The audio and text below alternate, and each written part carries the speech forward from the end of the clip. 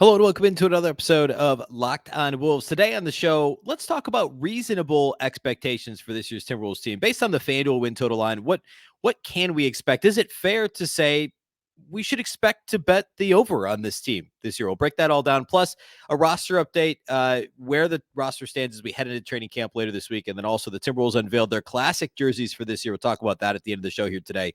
It's all upcoming. Welcome in. You are Locked On Wolves. You are Locked On Timberwolves, your daily Minnesota Timberwolves podcast.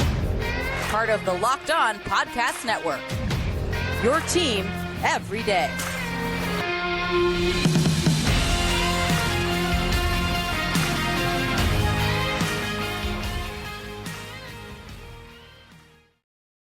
To the Locked On Wolves podcast, part of the Locked On Podcast Network, your team every day. My name is Beecken. I'm the host of Locked On Wolves. Happy Monday, everybody. Hopefully you had a fantastic weekend. A big thank you, first of all, for making Locked On Wolves your first listen every single day. Of course, you can watch the show on YouTube. You can also listen wherever you like to listen to podcasts. And you can also watch on the Locked On Sports Minnesota app on both Roku and Amazon Fire TV. This show, as long as all the other Minnesota Lockdown podcasts, of course, great time of year. Fall is basically it's like March and then like the October, November timeframe are the best times for sports. Tons of basketball, of course. Football season is now well underway. Playoff baseball upcoming. Hockey's about to start.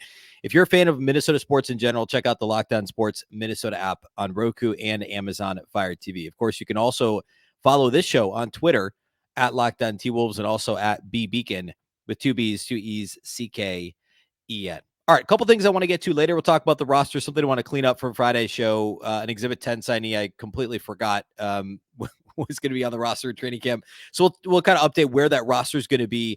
And also talk about the jersey unveil for the classic jerseys and court, by the way, the Timberwolves put out. I think it was on Friday that they made that announcement. So I want to start, though, with the idea of expectations and where this team sits right now as we're, the last week of September. Camp kicks off, believe it or not, this Wednesday.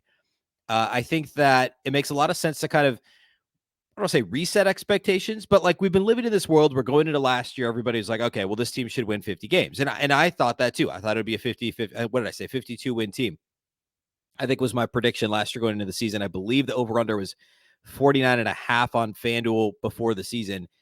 And then with the way the season went and with the injuries, a lot of folks nationally, I believe I believe the over under, I'm going to see if I can pull it up real quick. I think it opened at 42.5 for the Timberwolves. And I did that preview show with Josh Lloyd over at Locked On Fantasy Basketball in mid-August. And at the time, he was still taking the under. I think he had the Wolves at 42 wins again.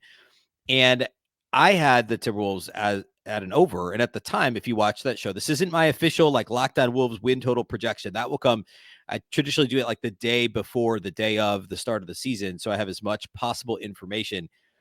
And the Timberwolves number this year opened at 42.5, and I took the over, and I think I said 48 wins. Currently at FanDuel, the over-under for win total for the Timberwolves is 44.5 wins for the season. Now, remember last year, they won 42 games. A couple of years ago, they won 46 games. And so 44.5 is, pretty close to right there in the middle.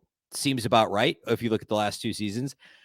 But let's try and calibrate these expectations in general, right? Like what's fair? Heading into last year, was expecting a 4-win jump unreasonable? No, I don't think so. In fact, I think if Karl-Anthony Towns had been healthy, relatively speaking, and not missed, I said this the other day, the Wolves had, 3 players, maybe 2 players that played more than 76 games for the team last year. Like they had a bunch of nagging injuries, like a lot of teams did. It's not really an excuse. But if Towns hadn't missed the 52 consecutive games that he missed with the calf injury, I still think this team would have made a run at 50 games, 50 wins, I should say. Maybe that's still a little bit lofty, but how many more wins of those 52 would Towns have accounted for, right? I mean, is it 4? Is it 5? Fine. Well, then you're in the same neighborhood as the year before, while still reintegrating, a really massive addition, literally and figuratively, in Rudy Gobert, right?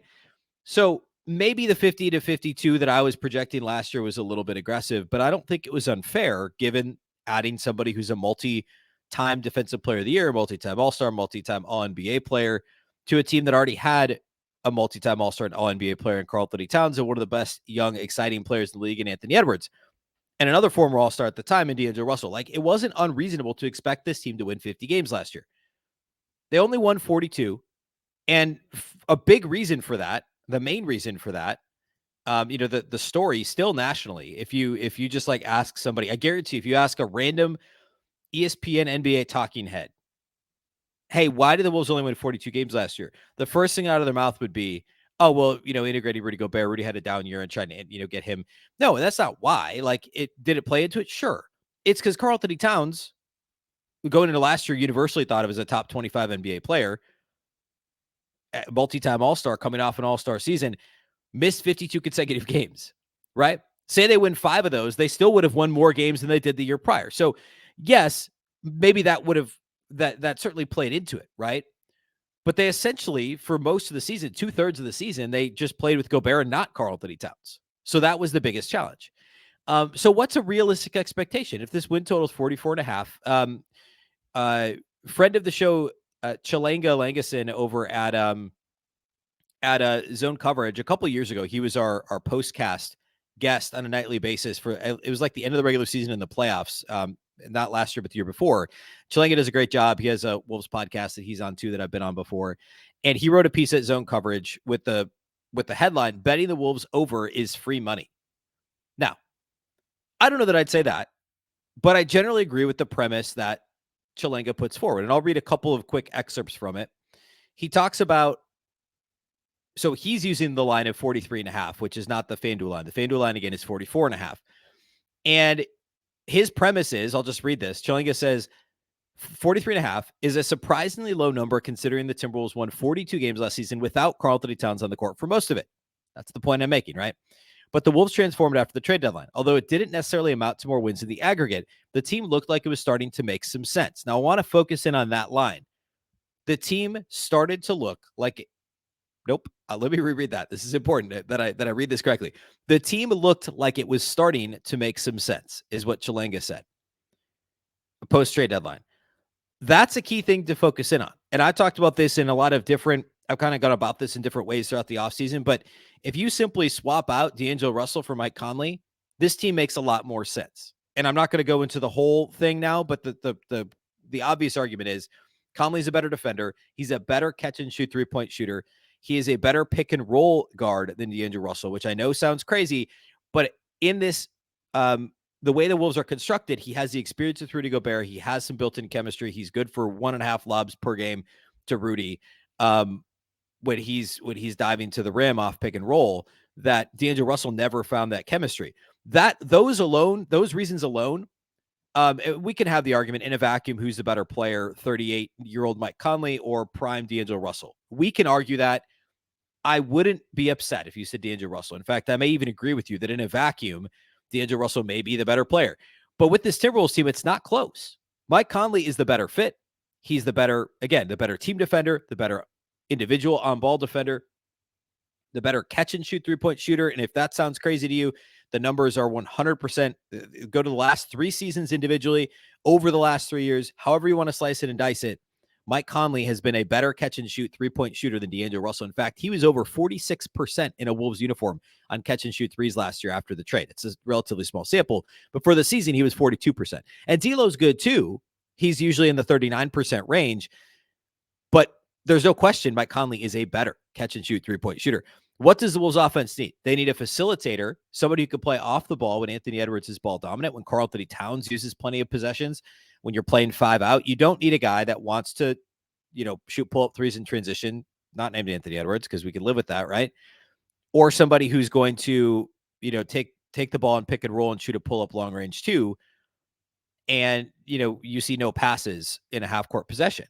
Anthony Edwards does that sometimes, sure, but he's so much more dynamic than D'Lo, and ultimately is going to be a more efficient scorer, maybe as soon as this year, than D'Lo was, especially in isolation and pick and roll situations. So you want a guy who can play off the ball, can also facilitate, run the offense, run the fast break, share the basketball, but also knock down catch and shoot 3-pointers. Mike Conley is that guy. D'Angelo Russell needed the ball in his hands to be effective as an NBA player. Still needs the ball in his hands to be effective, and he's still a good NBA player. But there's only so much ball to go around. And while that argument is sometimes lazy and doesn't always make sense, when you're talking about D'Angelo Russell and also having 3 high usage guys in Anthony Edwards, Karl-Anthony Towns, and yes, Rudy Gobert, that matters, right? So when Chilanga focuses in on the team looked like it was starting to make some sense, that's hitting the nail on the head. This team fits together better than last year's team. And in general, Vegas accounts for that stuff. FanDuel certainly accounts for that stuff when they set their lines. But I don't know how in the weeds, to me, that makes this, they miss occasionally, right? Like occasionally the house doesn't win, if you will. I think this line's too low. I still think 44.5 is too low. It's close, right? It's close to where you'd want to set the line. But I was expecting it to be in the 45 to even 46 range, because again, you're talking about a team that was missing, heading into last year, what I would have said, at least, it was the Wolves' best player, Karl-Anthony Towns. He missed 52 straight games, 53 overall. So when you get him back, of course, this team's going to be at least a couple of games better, right? A 3-win improvement puts you over. Okay. I want to dig into that a bit more, talk a little bit more about what Chilanga wrote, and then we'll transition into some roster talk and talking jerseys here toward the end of the show. So we'll do all that here next.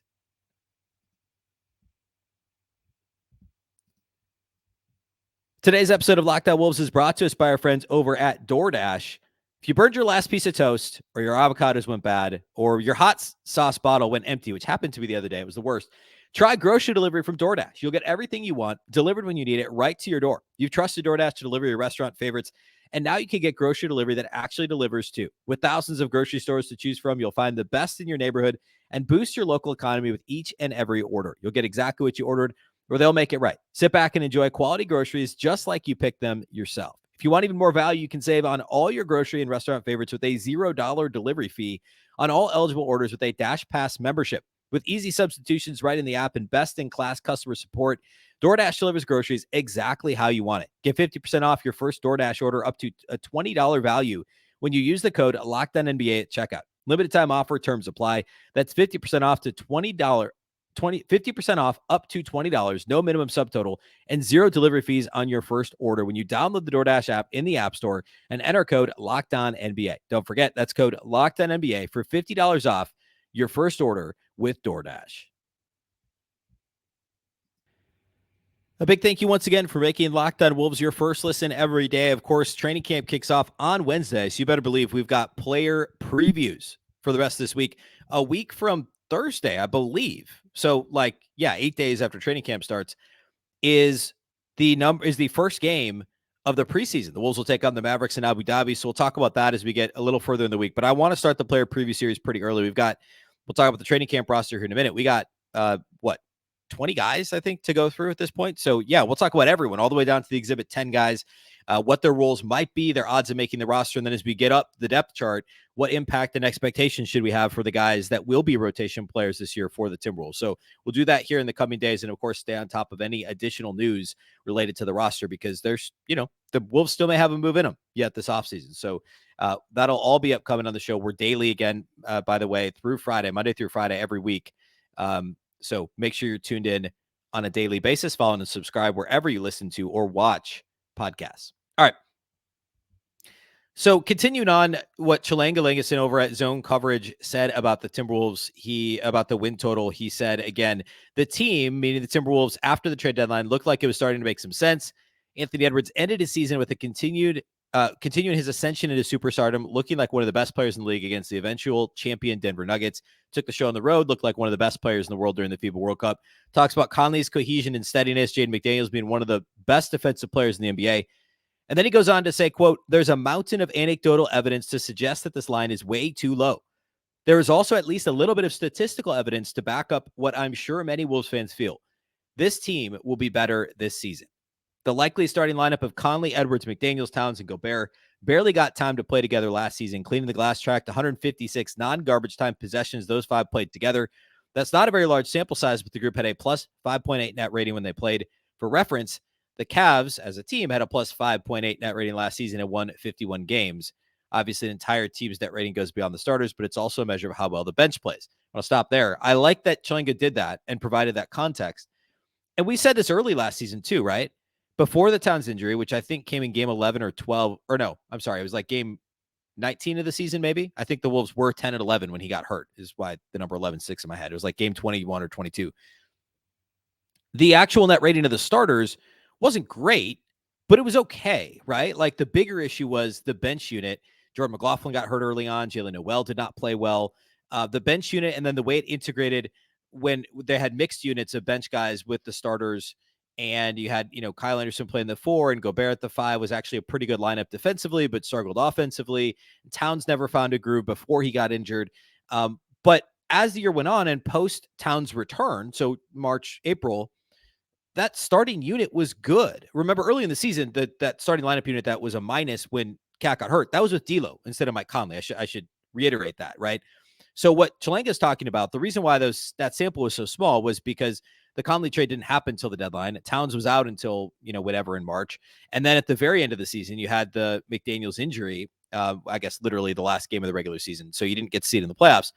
But that 5-man unit, when they played together, was good. A plus 5.8 net rating is really good. Even in a small sample like that, it portends good things, right? And it's for really all the reasons I mentioned a minute ago, which is it's Conley subbing for D'Lo makes a huge difference. And I think we're still underestimating that, quite frankly. I think Vegas is underestimating it. I love FanDuel. FanDuel's great. I think FanDuel's underestimating it. I don't know that I'd say it's easy money or an easy win or however Chalenga phrased it, but I would take the Wolves over this year. And I'm not making my official win total projection, but it is 100% reasonable to expect this team to land somewhere between the 52 I thought they'd win last year and the 42 that they actually won last year. That's a huge range, obviously, and odds are that they'll finish somewhere in between, but somewhere right in the middle, right? The 45 to 48 win range is completely fair for a team that has we haven't talked about this on the show, but the new rest rules at the NBA level, the Wolves, I believe, are the only team. This is unofficial, but I saw it floating around on Twitter, on X. Timberwolves are the only team with 4 players that fit that criteria of guys who have been all-stars in the last, 3 years. That basically you have to limit the way that they're rested. I don't have the whole rules in front of me, but like that fall under these rules. I mean, it's Cat, it's Rudy Gobert, it's Mike Conley, and it's Anthony Edwards, right? So they have one of the best rosters in the league, one of the most, I would argue, deep rosters in the league, but also in terms of talent, like that's 4 guys who have been all-stars in the last, 3 seasons? Conley was an all-star 3 seasons ago. And McDaniels, who should have been an all-defensive team this year and likely will be next year, and Edwards will probably get votes, and Gobert always gets votes. Like, this is a well-rounded team. And the only real thing is, do the pieces actually fit together on the court, and how quickly can they figure it all out? And obviously that's a huge point, but the Conley thing is a huge thing. And I don't know how else to underscore that, but just look at the number, like Chalenga said, plus 5.8 when Conley's in the lineup towards the end of the year. Go back and look at that same 5-man with D'Angelo Russell. It's not nearly as successful. And I'm not at all trying to pin last year on D'Lo, because first and foremost, it's the Karl-Anthony Towns injury, right? The second biggest issue is the reintegration of Rudy and the fact that he simply wasn't as good as he has been in the past. And then the third thing I would say is D'Angelo Russell. But now you're going year 2 of Rudy, year 2 of Rudy.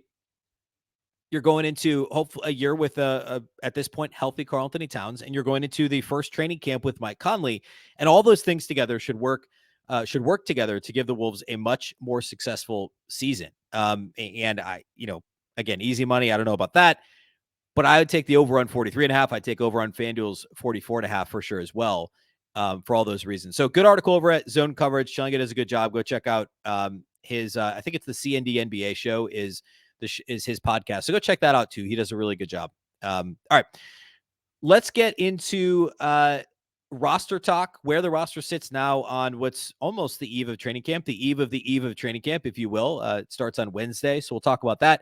We'll talk about the jerseys that Timberwolves announced on Friday as well. We'll do all of that here next.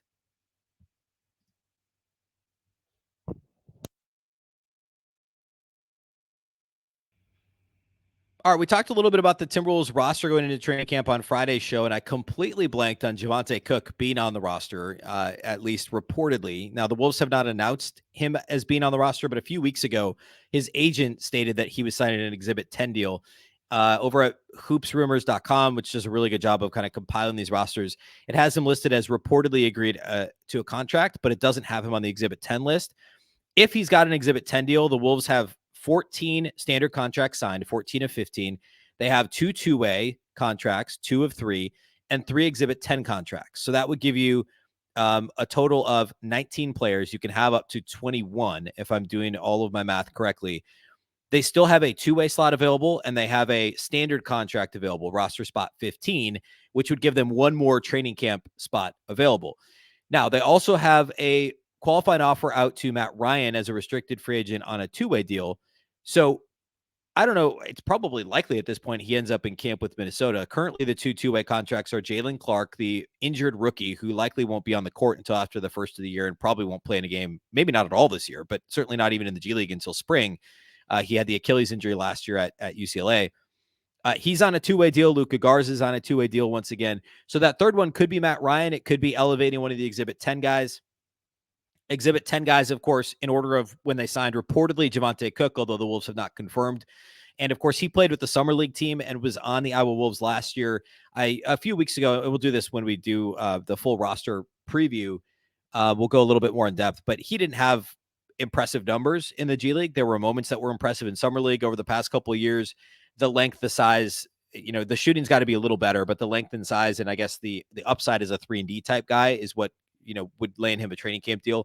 But Javonte Cook's on Exhibit 10. We talked about Vit Krejci a little over a week ago, former member of the Thunder and Hawks. He signed an Exhibit 10 deal. And then Daishen Nix, who spent the last 2 years with the Houston Rockets, is also on an Exhibit 10 deal. Quick refresher there. Basically, they get a modest signing bonus. And if they stick with the G League team, assuming they don't make the NBA roster for 60 days, they get another $70,000 or $75,000 bonus for sticking with the Iowa Wolves. So very likely that Cook, Nix, and Krejci will all be on the Iowa Wolves roster. Although, as of right now, they all still would be fighting for that 15th standard roster spot or the last two-way spot. So they have some healthy competition, 3 guys that are all different, although I would argue that Cook and Krejci have some similarities as big-bodied kind of guard-forward combos who are, passers. And, I mean, I guess Krejci is a little bit more of a distributor, whereas Cook is more of a catch-and-shoot type guy. But in terms of size and position, and then Daishen Nix, who's different, more of just kind of a score first, but not super efficient guy who, is decent defensively, but you need to see more shooting wise. You need to see more defensively because he is limited athletically. So all 3 of those guys, frankly, I'm not super enthused about any of them as potential two-way signees or standard contract signees, but they're good. They're good people to have in camp. They've, Nix and Krejci both have some pretty extensive NBA experience over the last 2 years, and Cook has played quite a bit at the G League level. So they're going to provide some healthy competition, and they've all got a shot at making the roster in some capacity. But, don't expect the Wolves to necessarily sign somebody to that 15th spot. We talked quite a bit the last week or so about the, Cameron Payne's a free agent, and the Wolves have reportedly been kicking the tires on him. That was a Darren Wolfson report last week. And Lamar Stevens, who we talked about being a possibility, former Pelican, he signed with the Celtics over the weekend, so he's not a possibility. Other kind of point guard types are out there. Kennedy Chandler, who was a rookie last year for Memphis. The Wolves apparently worked him out, along with Elfrid Payton, who hasn't been in the league in a couple years. I'd be surprised if the Wolves filled that spot with any of those guys. They're tight salary-wise in order to stay under the luxury tax. It also makes sense to keep that spot open in case. I doubt the Wolves are going to pull off a 1-for-2 trade and need to take back 2 players, but you never know. Somebody gets hurt. Maybe they have to do something differently with that spot. Like, for instance, hopefully this doesn't happen, but if you have a point guard injury, whether it's, Milton Conley or even Jordan McLaughlin, maybe then you offer Cameron Payne that spot. But I've said all along, I think Payne ends up somewhere else where he gets a clearer path to playing time. I don't know that money matters to Payne at this point. Nobody's got a ton of cap space, really. He's probably looking for the right combination of dollars and a role, right? Minnesota can't necessarily give him either of those things. So I'd be surprised if Cam Payne ends up in Minnesota. But again, you leave the roster spot open in case something happens, in case it's an injury, and it shifts your thinking. Maybe a big gets hurt, you got to add another big or whatever. So it makes sense to keep it open. And then the two-way contract thing should have to come, I would think would come to a resolution here soon. Matt Ryan's going to want to know where he's playing this year. So we'll keep an eye on that too. But that's where the roster stands now. 1 two-way spot available, 1 standard spot available, and 1 training camp spot available. Sitting here right now, if all these reports are accurate, the Wolves have 19 players under contract. All right.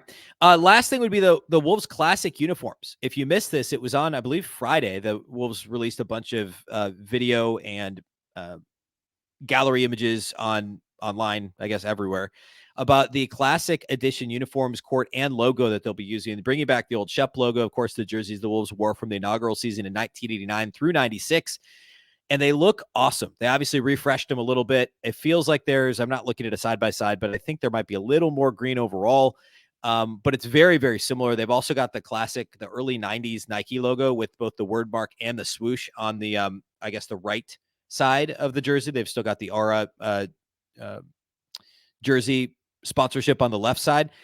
They look sharp, and the court is awesome. The video they released of Naz Reid walking out on the court was cool because he remarked about the shade of blue on the court and how awesome it looked.